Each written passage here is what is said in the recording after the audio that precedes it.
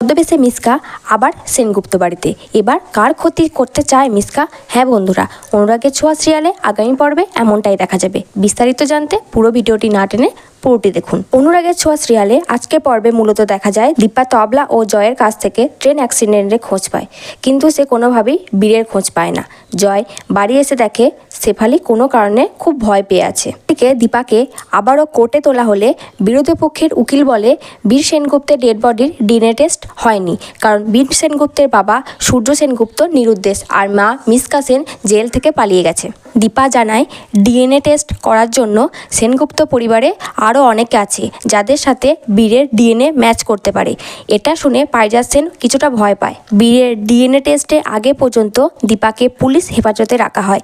দীপা যাওয়ার আগে অর্জুনকে বলে তার সাথে যেন অর্জুন নিজেকে না জড়ায়। থেকে মিশকা পালিয়ে চাকরানি ছদ্মবেশে পারিজাত সেনের বাড়িতে আসে।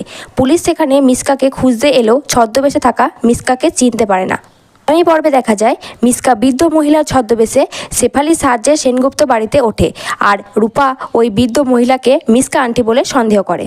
এবার কি মিশকা ধরা পড়বে সেনগুপ্ত পরিবারের কাছে, নাকি আবারও কারো ক্ষতি করবে? জানতে হলে দেখতে থাকুন টলিউড গল্প চ্যানেলটি, আর পরবর্তী আপডেট পেতে চ্যানেলটি সাবস্ক্রাইব করে পাশে থাকা বেল আইকনটি ক্লিক করে রাখুন। আর ভালো লাগলে অবশ্যই একটি লাইক করবেন।